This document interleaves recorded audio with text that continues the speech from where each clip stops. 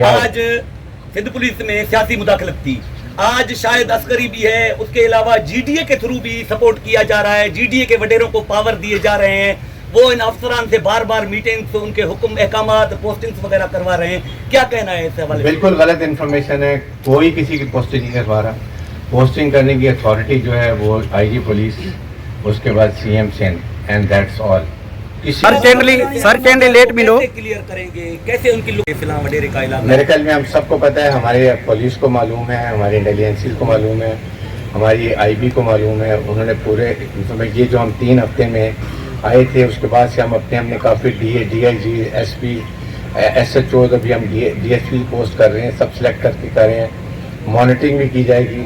ہم نے اس میں ساری انفارمیشن لے لی ہے, اور اس کے بعد میں دیکھیں کس طریقے سے میسیج دے دیں گے. بڑا کلیئر یہاں سے بھی میسیج چلا چاہیے کہ تمام جتنے سردار ہیں, آپ نے بات بتا دی ہے کہ ہم ان کے آئیز اور ایئرس کو بھی ختم کر دیں گے, جو پکے میں ہوتے ہیں, جو ان کو انفارمیشن دیتے ہیں, اٹھواتے ہیں اور پھر مڈل مین کا کام بھی کرتے ہیں, وہ بھی ختم ہو جائے گا.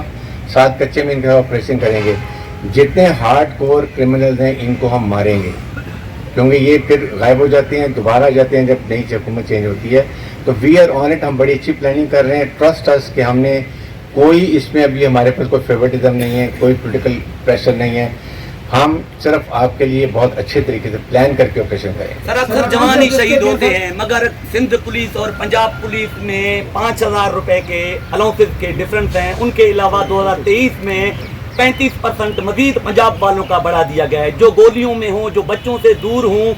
ہر آئی جی سے یہی سوال کرتا ہوں, مگر وہ ہاں تو کر جاتا ہے, مگر جوانوں کا کچھ نہیں کرتا. دیکھیں, اس میں آئی جی صاحب نے امیڈیٹلی یہ 2 ہفتے کے اندر 10,000 روپے کچا الاؤنس جو ہے وہ سب جوانوں کے لیے اپروو کر دی, جو کچے میں نوکری کریں گے. سیکنڈ, اس کے بعد یہ کہ جو پنجاب کا ڈفرینٹ ہے وہ آلریڈی ہی مائنڈ فل, یہ بھی ورکنگ کر رہے ہیں, اور میرے خیال میں 2-3 ہفتے میں ہم اس کا بھی حل نکال دیں گے.